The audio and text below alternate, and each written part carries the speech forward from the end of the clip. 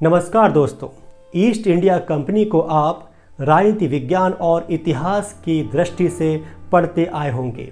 इस वीडियो में मैं आपको ईस्ट इंडिया कंपनी को ईस्ट इंडिया कंपनी की नज़र से बताने वाला हूं कि किस तरह से ईस्ट इंडिया कंपनी भारत आती है और धीरे धीरे करके भारत को अपने अधीन कर लेती है। ये कहानी है उस ईस्ट इंडिया कंपनी की जो मुग़ल शासन काल में एक व्यापारिक रूप में आते हैं और धीरे धीरे करके पूरे भारत में शासन करने लगते हैं। वो 16वीं सदी का आखिरी साल था। दुनिया के कुल उत्पादन का 1/4 माल भारत में तैयार होता था। इसी वजह से इस देश को सोने की चिड़िया कहा जाता था। तब दिल्ली की तख्त पर मुग़ल बादशाह मोहम्मद अकबर की हुकूमत थी। वो दुनिया के सबसे अमीर बादशाहों में से एक थे। वहीं दूसरी तरफ उसी दौर में ब्रिटेन गृह युद्ध सिविल वॉर से उबर रहा था। उसकी इकॉनमी कृषि पर निर्भर थी और दुनिया के कुल उत्पादन का महज 3% माल वहाँ तैयार होता था। यूरोप की प्रमुख शक्तियाँ पुर्तगाल और स्पेन व्यापार में ब्रिटेन को पीछे छोड़ चुकी थीं। व्यापारियों के रूप में ब्रिटेन के समुद्री लुटेरे पुर्तगाल और स्पेन के व्यापारिक जहाज़ों को लूटकर ही संतुष्ट हो जाते थे। उसी दौरान घुमंतु ब्रिटिश व्यापारी राल्फ फिच को हिंद महासागर, मेसोपोटामिया, फारस की खाड़ी और दक्षिण पूर्व एशिया की व्यापारिक यात्राएं करते हुए भारत की समृद्धि के बारे में पता चला। राल्फ फिच की ये यात्रा इतनी लंबी थी कि ब्रिटेन लौटने से पहले उन्हें मृत मानकर उनकी वसीयत को लागू कर दिया गया था। पूरब से मसाले हासिल करने के लिए लेवेंट कंपनी 2 नाकाम कोशिशें कर चुकी थी। भारत के बारे में राल्फ फिच की जानकारी के आधार पर एक अन्य घुमंतु सर जेम्स लैंकेस्टर सहित ब्रिटेन के 200 से अधिक प्रभावशाली और व्यावसायिक पेशेवरों को इस दिशा में आगे बढ़ने का विचार आया और फिर उन्होंने 31 दिसंबर 1600 को एक नई कंपनी की नींव डाली और महारानी से पूर्वी एशिया में व्यापार पर एकाधिकार मोनोपोली प्राप्त किया। इस कंपनी के कई नाम हैं, लेकिन इसे ईस्ट इंडिया कंपनी के नाम से जाना जाता है।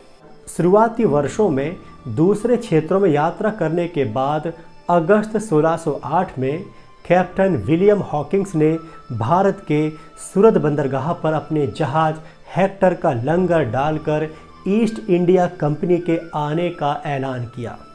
उसी दौरान हिंद महासागर में ब्रिटेन के व्यापारिक प्रतिद्वंदी डच और पुर्तगाली पहले से ही मौजूद थे। तब किसी ने अनुमान भी नहीं लगाया होगा कि ये कंपनी अपने देश से 20 गुना बड़े दुनिया के सबसे धनी देशों में से एक और उसकी लगभग 1/4 आबादी पर सीधे तौर पर शासन करने वाली थी। तब तक बादशाह अकबर की मृत्यु हो चुकी थी।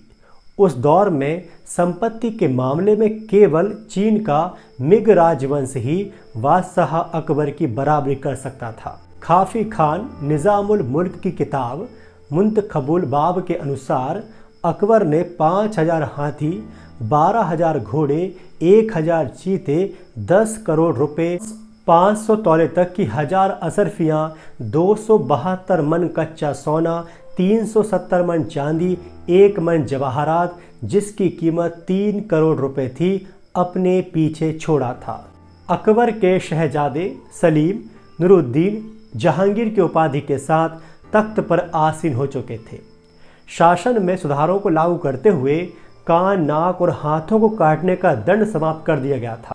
जनता के लिए शराब और दूसरी नशीली वस्तुओं का प्रयोग और विशेष दिनों में जानवरों के वध पर पाबंदी का आदेश देने के साथ कई अवैध करों को, टैक्सेस को हटाया जा चुका था। सड़कें, कुएं और सराय बनाए जा रहे थे। उत्तराधिकार के कानूनों को सख्ती से लागू किया गया था और हर शहर के सरकारी अस्पतालों में मुफ्त इलाज का आदेश दिया गया था। फरियादियों की फरियाद के लिए महल की दीवार से न्याय की एक जंजीर लटका दी गई थी। विश्वविख्यात इतिहासकार विलियम डेलरिम्पल के अनुसार हॉकिंस को जल्द ही एहसास हो गया था कि 40 लाख मुगलों की सेना के साथ वैसा युद्ध नहीं किया सकता जैसा कि उस समय यूरोप में हो रहा था। इसलिए यहाँ उसे मुगल बादशाह की इजाज़त के साथ साथ सहयोग की भी आवश्यकता थी। हॉकिंस 1 वर्ष के भीतर मुगल राजधानी आगरा पहुंचा। कम पढ़े लिखे हॉकिंस को जहांगीर से व्यापार की अनुमति प्राप्त करने में सफलता नहीं मिली। उसके बाद ब्रिटेन की पार्लियामेंट या संसद के मेंबर और राजदूत सर थॉमस रो को शाही दूत के रूप में भेजा गया। सर थॉमस रो 1615 में मुगल राजधानी आगरा पहुंचे। उन्होंने राजा को बहुमूल्य उपहार भेंट किया। ब्रिटेन के साथ संबंध बनाना जहांगीर की प्राथमिकता में नहीं था। थॉमस रो के अनुसार जब भी बात होती थी तो बादशाह उससे व्यापार के बजाय घोड़ों, कलाकृतियों और शराब के विषय में चर्चा करने लगता था। 3 साल तक लगातार अनुनय विनय के बाद सर थॉमस रो को इसमें सफलता मिली। जहांगीर ने ईस्ट इंडिया कंपनी के साथ एक व्यापारिक समझौते पर हस्ताक्षर किए। समझौते के तहत कंपनी और ब्रिटेन के सभी व्यापारियों को उपमहाद्वीप के प्रत्येक बंदरगाह और खरीदने तथा बेचने के लिए जगहों के इस्तेमाल की अनुमति दी गई। बदले में यूरोपीय उत्पादों को भारत को देने का वादा किया गया था, लेकिन आश्चर्य की बात यह है कि तब वहां बनता ही क्या था। लेकिन फिर तय किया गया था कि कंपनी के जहाज राजमहल के लिए जो भी प्राचीन वस्तुएं और उपहार लाएंगे उन्हें सहर्ष स्वीकार किया जाएगा। कंपनी के व्यापारी मुगलों की रजामंदी से भारत से सूत, नील, पोटेशियम नाइट्रेट और चाय खरीदते, विदेशों में उन्हें महंगे दामों में बेचते और खूब मुनाफा कमाते। कंपनी की पूंजी कैपिटल का आधार व्यापारिक पूंजी था। कंपनी जो भी वस्तु खरीदती उसका मूल्य चांदी देकर अदा करती। इस तरह से शुरुआती दौर में ईस्ट इंडिया कंपनी अपना काम करती रही, लेकिन जल्द ही मुगलों से उसका आमना सामना हुआ। साल 1670 में ब्रिटिश सम्राट चार्ल्स द्वितीय ने ईस्ट इंडिया कंपनी को विदेश में युद्ध लड़ने और उपनिवेश स्थापित करने की अनुमति दे दी। ब्रिटिश सेना के सशस्त्र बलों ने पहले भारत में पुर्तगाली, डच और फ्रांसीसी प्रतिद्वंदियों का मुकाबला किया और अधिकांश युद्ध जीते। धीरे धीरे उसने बंगाल के तटीय क्षेत्रों को अपने नियंत्रण में ले लिया। लेकिन 17वीं शताब्दी में मुगलों से केवल एक बार उनका आमना सामना हुआ था। साल 1681 में कंपनी के कर्मचारियों ने कंपनी के डायरेक्टर सर चाइल्ड से शिकायत की कि बंगाल में मुगल बादशाह औरंगजेब आलमगीर के भांजे नवाब शाइस्ता खान के अधिकारी उन्हें कर और अन्य मामलों में परेशान करते हैं। इसके बाद सर चाइल्ड ने सैन्य सहायता के लिए अपने सम्राट को पत्र लिखा। इसके बाद 1686 में 19 युद्धपोतों, 200 तोपों और 600 सैनिकों वाला एक नौसैनिक बेड़ा लंदन से बंगाल की ओर रवाना हुआ। यहाँ मुगल बादशाह की सेना भी तैयार थी, इसलिए युद्ध में मुगलों की जीत हुई। 1695 में ब्रिटिश समुद्री डाकू हेनरी एवरी ने औरंगजेब के समुद्री जहाज़ों फतेह मोहम्मद और गुलाम सवाई को लूट लिया। इस खजाने की कीमत लगभग 6 से 7 लाख ब्रिटिश पाउंड थी। इतिहासकार विलियम डेलरिम्पल का कहना है कि ब्रिटिश सैनिकों को मुगल सेना ने मक्खियों की तरह मारा। बंगाल में कंपनी के 5 कारखाने नष्ट कर दिए गए और सभी अंग्रेजों को बंगाल से खदेड़ दिया गया। सूरत के कारखाने को बंद कर दिया गया और बंबई में भी उनका यही हाल किया गया। कंपनी के कर्मचारियों को जंजीर में जकड़कर शहरों में घुमाया गया और अपराधियों की तरह उन्हें अपमानित किया गया। कंपनी के पास माफ़ी मांगने और अपने कारखानों को वापस पाने के लिए राजा के दरबार में भिखारियों की तरह उपस्थित होने के अलावा और कोई विकल्प नहीं था। ब्रिटिश सम्राट ने आधिकारिक रूप से हेनरी एवरी की निंदा की और मुगल बादशाह से माफ़ी मांगी। औरंगजेब आलमगीर ने 1690 में कंपनी को माफ़ कर दिया और 17वीं सदी के उत्तरार्ध में ईस्ट इंडिया कंपनी चीन से रेशम और चीनी मिट्टी के बर्तन खरीदती थी। सामान का भुगतान चांदी में करना पड़ता था, क्योंकि उनके पास कोई भी ऐसा उत्पाद नहीं था जिसकी चीन को आवश्यकता हो। ईस्ट इंडिया कंपनी ने इसका एक उपाय निकाला। बंगाल में पोस्ते की खेती की गई और बिहार में अफीम का निर्माण करने के लिए कारखाने लगाए गए और इस अफीम को तस्करी के जरिए चीन पहुंचाया गया। उस समय तक चीन में अफीम का बहुत कम उपयोग किया जाता था। ईस्ट इंडिया कंपनी ने चीनी एजेंटों के माध्यम से लोगों के बीच अफीम को बढ़ावा दिया। कंपनी ने अफीम के व्यापार से रेशम और चीनी के बर्तन भी खरीदे और मुनाफा भी कमाया।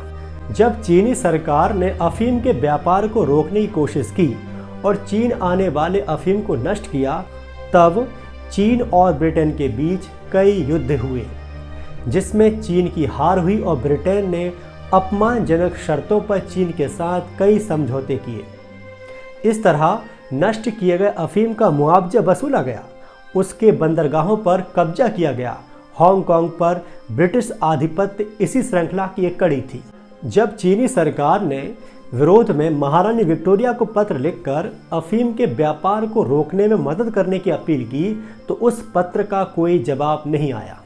अब इस कहानी में मोड़ आता है। साल 1707 में बादशाह औरंगजेब की मृत्यु के बाद विभिन्न क्षेत्रों के लोग एक दूसरे के खिलाफ हो गए। कंपनी ने इन परिस्थितियों का लाभ उठाते हुए लाखों की संख्या में स्थानीय लोगों को सेना में भर्ती किया। वहीं यूरोप में होने वाली औद्योगिक क्रांति के कारण युद्ध तकनीक में भी वे दक्ष हो गए थे। यह छोटी लेकिन प्रभावी सेना एक के बाद एक पुरानी तकनीक से लैस मुगलों, मराठों, सिखों और स्थानीय नवाबों की बड़ी सेनाओं को हराती चली गई। अब आता है साल 1756। नवाब सिराजुद्दौला भारत के सबसे धनी अर्ध स्वायत्त राज्य बंगाल के शासक बने। मुगल शासन के राजस्व का 50% इसी राज्य से आता था। बंगाल न केवल भारत में बल्कि पूरे विश्व में कपड़ा और जहाज निर्माण का एक प्रमुख केंद्र था।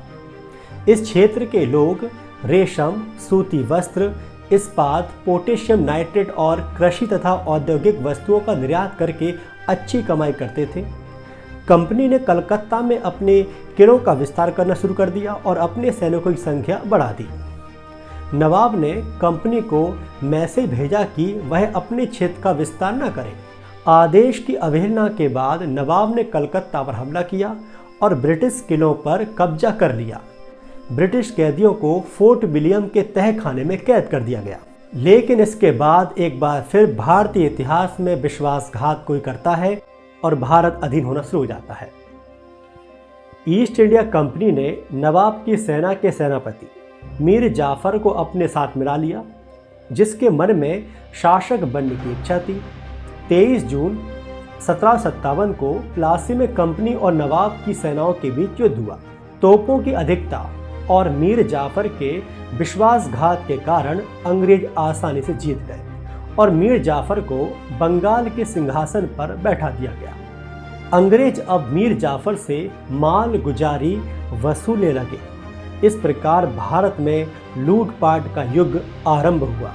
धीरे धीरे जब खजाना खाली हो गया तो मीर जाफर ने कंपनी से पीछा छुड़ाने के लिए डच सेना की मदद ली। 1759 में और फिर 1764 में विजय के बाद कंपनी ने बंगाल का प्रशासन अपने हाथ में ले लिया।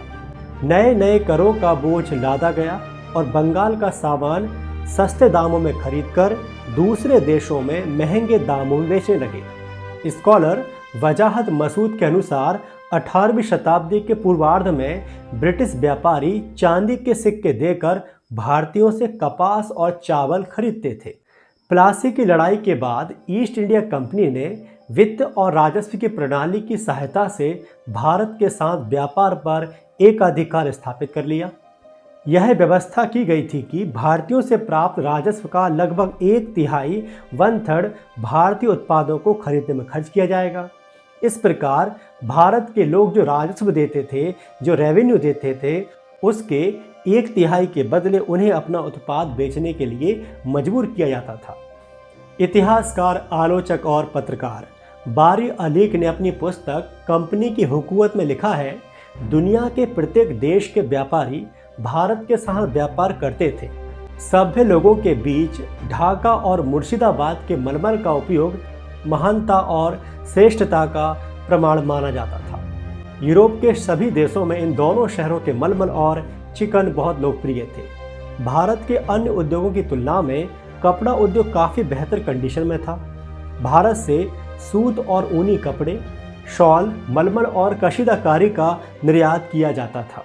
अहमदाबाद अपने रेशम और रेशम पर किए जाने वाले सोने चांदी के काम के लिए दुनिया भर में मशहूर था।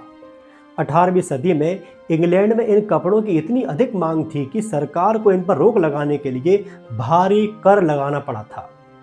कपड़ा बुनाई के अलावा लोहे के काम में भी भारत काफ़ी प्रगति कर चुका था। लोहे से बना सामान भी भारत से बाहर भेजा जाता था। मुगल बादशाह औरंगजेब के शासनकाल के दौरान मुल्तान में जहाज़ों के लिए लोहे का लंगर बनाया जाता था। बंगाल ने जहाज निर्माण में काफ़ी प्रगति की थी। औरंगजेब के शासनकाल के दौरान सूरत और अहमदाबाद से जो उत्पाद निर्यात किया जाता था उससे क्रमशः 13 लाख और 103 लाख रुपए की वार्षिक राजस्व की वसूली होती थी। ईस्ट इंडिया कंपनी एक व्यापारिक कंपनी थी, लेकिन उसके पास 2.5 लाख सैनिकों की एक फौज थी। जहां व्यापार से लाभ की संभावना नहीं होती थी, वहां सेना उसे संभव बना देती थी। कंपनी की सेना ने अगले 50 वर्षों में भारत के अधिकांश हिस्से पर कब्जा कर लिया। यहाँ गौर करने वाली बात यह है कि प्रत्यक्ष रूप से डायरेक्टली सत्ता स्थानीय शासकों के हाथ में थी, लेकिन राज्य का अधिकांश राजस्व रेवेन्यू ब्रिटिश तिजोरियों में जाता था और जनता मजबूर थी।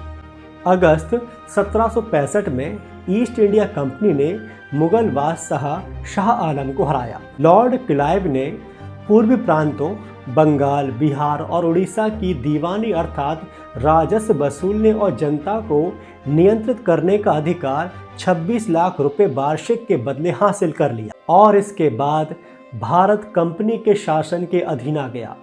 इतिहासकार सैयद हसन रियाज के अनुसार उस दौर में जनता के बीच यह धारणा प्रचलित थी, दुनिया खुदा की, मुल्क बादशाह का और हुक्म कंपनी बहादुर का।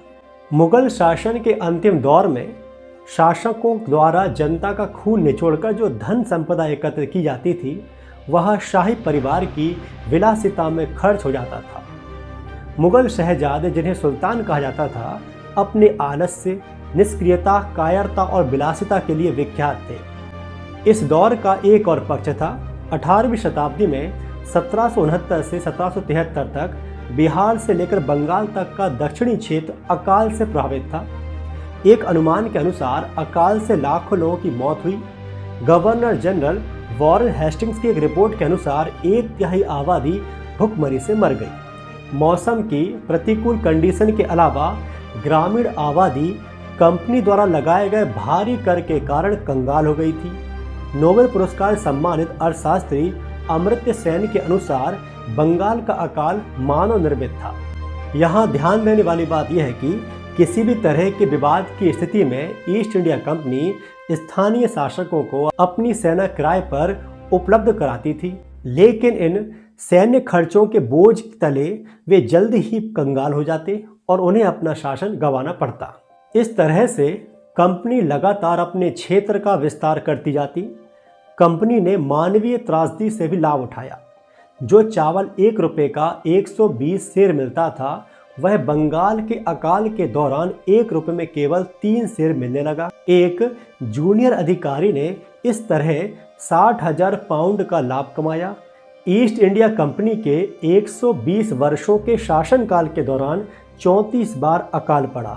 जहां एक ओर मुगल शासन के अंतर्गत अकाल के दौरान लगान या कर को कम कर दिया जाता था, वहीं इसके विपरीत ईस्ट इंडिया कंपनी ने अकाल के दौरान लगान में वृद्धि की। लोग रोटी के लिए अपने बच्चों को भी बेचने लगे थे। इस पूरे दौर में केवल मैसूर के शासक टीपू सुल्तान ने फ्रांस के तकनीकी सहयोग के साथ कंपनी का वास्तविक प्रतिरोध किया और कंपनी को 2 युद्धों में हराया भी। लेकिन भारत के अन्य शासकों को अपने साथ मिलाकर टीपू सुल्तान पर भी काबू कर लिया गया। जब कंपनी के गवर्नर जनरल लॉर्ड वेलेज़ली को 1799 में टीपू की मृत्यु की सूचना दी गई तो उसने अपना गिलास हवा में उठाते हुए कहा कि आज मैं भारत की लाश पर जश्न मनाने जा रहा हूँ। लॉर्ड वेलेज़ली के ही कार्यकाल में कंपनी को अपनी सैन्य विजय के बावजूद वित्तीय कठिनाइयों का फाइनेंशियल प्रॉब्लम्स का सामना करना पड़ा। उसका कर्ज बढ़कर 3 पाउंड से भी अधिक हो गया। कंपनी के डायरेक्टर ने वेलेज़ली के व्यर्थ खर्च के बारे में सरकार को लिखा और उन्हें ब्रिटेन वापस बुला लिया गया। साल 1813 में ब्रिटिश संसद ने भारत में व्यापार पर ईस्ट इंडिया कंपनी के एक अधिकार को मोनोपोली को समाप्त कर दिया और अन्य ब्रिटिश कंपनियों को व्यापार करने और कार्यालय खोलने की अनुमति दे दी गई। हालांकि कंपनी के पास अभी भी चाय का व्यापार और चीन के साथ व्यापार बचा हुआ था। अब मैं आपको जो आगे बताने वाला हूँ वो बड़ा महत्वपूर्ण है। ब्रिटेन के सदन ने 1813 में थॉमस मुनरो से पूछा, जिन्हें 1820 में मद्रास का गवर्नर बनाया गया था, कि औद्योगिक क्रांति के बावजूद ब्रिटेन के बने कपड़े भारत में क्यों नहीं बिक रहे। तो उन्होंने जवाब दिया कि भारतीय कपड़े कहीं अधिक गुणवत्ता क्वालिटी वाले हैं। और उसके बाद ही एक नई योजना बनाई गई और उसके बाद ब्रिटेन में बने कपड़ों को लोकप्रिय बनाने के लिए सदियों पुराने स्थानीय कपड़ा उद्योग को नष्ट कर दिया गया और इस तरह से ब्रिटेन का निर्यात जो 1815 में 25 लाख पाउंड था वह 1822 में बढ़कर 48 लाख पाउंड हो गया। मतलब भारतीय गुणवत्ता का सामना नष्ट और भ्रष्ट करके किया गया। ढाका जो कपड़ा निर्माण का प्रमुख केंद्र था, उसकी जनसंख्या 1.5 लाख से घटकर 20,000 हो गई। गवर्नर जनरल विलियम बेंटिक ने भी अपनी 1834 की रिपोर्ट में लिखा कि अर्थशास्त्र के इतिहास में ऐसी विकट कंडीशन का कोई और उदाहरण नहीं मिल सकता। भारतीय बुनकरों की हड्डियों से भारत की धरती सफ़ेद हो गई है। किसानों की आय पर 66% कर लगा दिया गया, जो मुगल काल में 40% था। नमक सहित दैनिक उपयोग की वस्तुओं पर भी कर लगा दिया गया।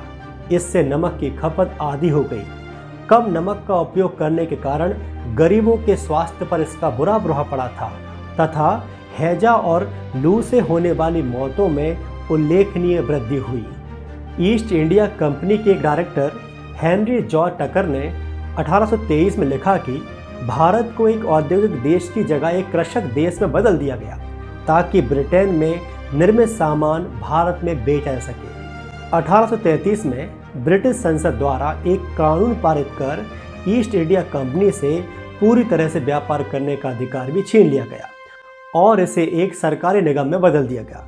इस तरह से ईस्ट इंडिया कंपनी अब भारत में केवल शासन करने लगी। विलियम डेलरिम्पल ने अपनी किताब में लिखा है कि यह इतिहास का एक अनूठा उदाहरण है जिसमें 18वीं शताब्दी के मध्य में एक निजी कंपनी ने अपनी थल सेना और नौसेना की मदद से 20 करोड़ आबादी वाले एक देश को गुलाम बना दिया था।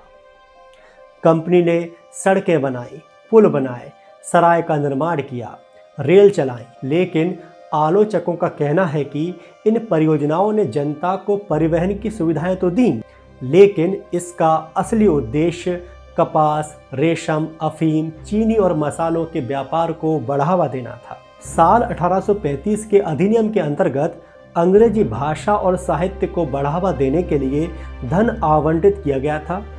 1857 के स्वतंत्रता संग्राम और कंपनी के अनुसार विद्रोह के दौरान कंपनी ने हजारों लोगों को बाजारों में और सड़कों पर लटकाकर मार डाला और बहुत से लोगों को कुचल डाला गया।